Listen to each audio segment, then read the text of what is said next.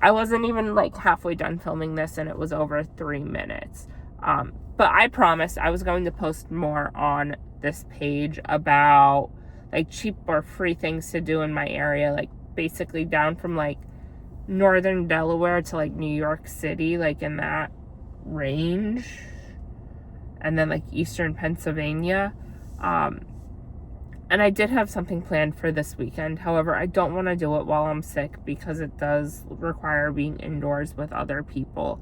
So I'm going to wait until I'm not like rushing around and have a bunch of things to do and I'm not sick to show you that.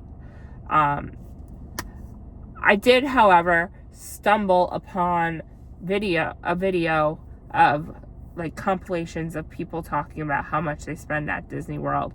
And this one lady spent $4,000 for one day. One day, not even including the hotel room, just her food and souvenirs for that day. One park, and they spent that much money. So here's my tips on like how to do Disney in an affordable way. The first tip is drive instead of fly. Why do I say drive instead of fly? Because even if you rent a car, as long as you're within like 24 hours of of getting to Disney. I'm in eastern Pennsylvania. It takes like 17 hours to drive there. Renting a car is cheaper or like the same price as one airplane ticket. That's not including your bags. That's not including picking the seats so you can sit by who you're traveling by. That's just for one plane ticket. Granted, it's round trip, but assuming like most people are going with a family of 4, drive. You can take your own car. A lot of people don't want to put those miles on their car, but it is an option. But that renting the car for, say, like a week is the same price as one airplane ticket. So as long as you live within driving distance, I wouldn't, like if you live in Seattle, I wouldn't say drive. Then I'd say maybe fly. Just because going through the mountains with the Rockies with kids, feel like that's going to be a little miserable. My next tip, while this hurts me to say because the Polynesian is my dream resort, I fell in love with it when we went for breakfast there. I love the idea of like sitting on the beach at night and watching the fireworks at Magic Kingdom and them funneling the sound onto the beach. So you're really not missing anything except the light projections. Because let me tell you, when you go in the parks and you watch the fireworks, even if it's the front row, people pick kids up and put them on their shoulders when they're in the front row. And sometimes those kids are basically teenagers. I missed the fireworks when I was in Disney because of people picking up their teenagers and holding their teenagers in the front row. That's a whole separate story. And yes, it is nice to stay at those deluxe resorts. You do get different amenities. You get that extra 2 hours in the park at night. But every Disney resort gets an extra half hour in the morning. So what you're going to want to do is you're going to want to stay at a value, and not just any value resort. Why not just any value? Because there's 3 different price levels at the value level. You have Art of Animation, which is the most expensive. They have the family suites. It's the newest one. It's, from what I've seen, it looks amazing. And then you're limited to the Skyliner for Epcot and Hollywood Studios, and if anyone's afraid of heights, might not be the best idea. Same situation as far as Hollywood Studios and Epcot if you're staying at Pop Century. This one's like the middle tier of the values. Where you're going to want to stay if you are doing Disney on a budget is the All Stars. There's 3 of them. The only thing that kind of sucks is you do have to share the bus, and they are kind of far away from everything else. It's in the Animal Kingdom area. There is a McDonald's within walking distance, so there is that. But you have All-Star Music, All-Star Sports, and All-Star Movies. They all have pools. They all have the activities for the kids. And in my opinion, if you are doing Disney right, if you have young kids, they might need a nap in the middle of the day, but that's when you go back, take a nap, hang out by the pool. As grown-ups, if you're doing Disney right, in my opinion, to get the most bang for your buck, you are in the parks from open to close. That might sound a little crazy.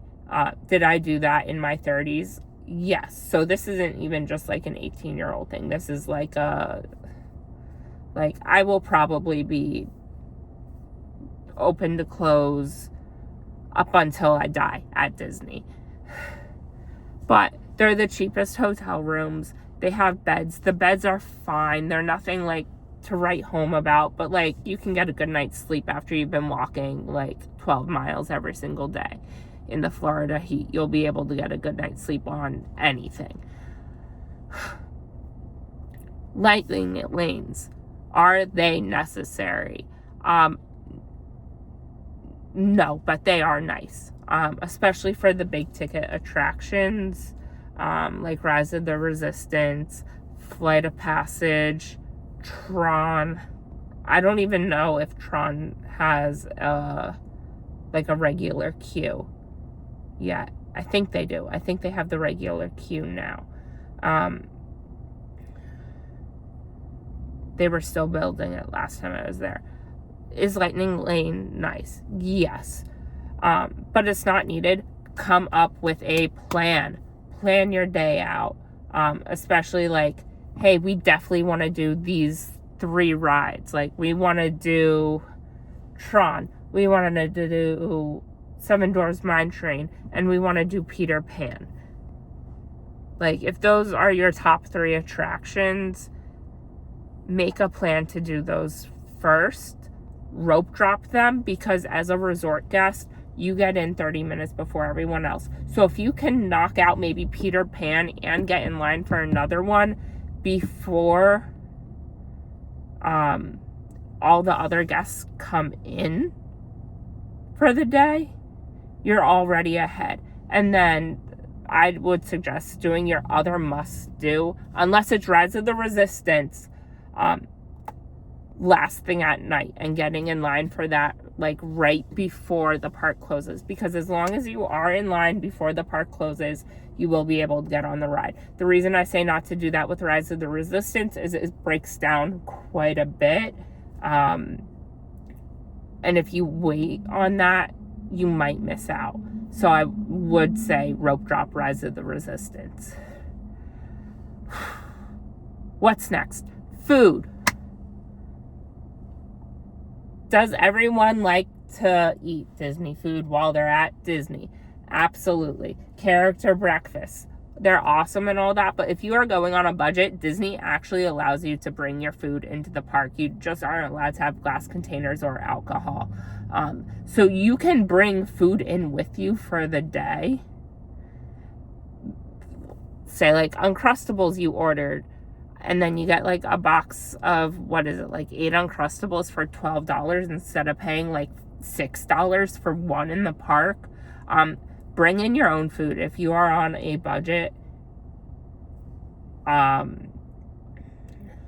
You can bring in your own drinks. Also, quick service restaurants, you can go and ask for like a cup of ice water, and it's completely free. Am I missing anything? Oh, if you are going on a budget, do not do, like, one of the reasons this lady spent so much money is because she spent like $1,000 alone on the lightsabers in Galaxy's Edge. They got multiple of them. If you are on a budget, I'm sorry, that is not a must-do. If you really want a souvenir from Star Wars Land, and your kids really want a lightsaber, get the cheap one. From what I have heard from people who have gone to conventions with people who cosplay Star Wars, you can still get pretty decent lightsabers made up with cooler effects for around the same price, or they might even be better for around the same price as what you're going to pay in Disney. Also, souvenirs, there's the Disney outlets like right off of Disney property. Go there for your souvenirs. I would also say get the Disney credit card because you do get cash back on any Disney purchase, anything you buy at Disney. You also get discounts at certain restaurants. I know I told you to bring your own food in, but if you're not doing that, you do get discounts at certain restaurants. If you like book your trip on that card, that's already a bunch of money towards a gift card that you can use while you're down there. Yeah, so those are my tips to do Disney for cheaper. I meant to do this as a short, but like I said, I didn't even get halfway through and I was already over 3 minutes. Let me know if you liked this. Sorry, my nose is stuffy. I'm still sick. I will get more local, free, and cheap stuff out for you. I'm in the Lehigh Valley. Our airport here is not cheap. I will give you that heads up. But, yeah. And I'll see you next time. Bye.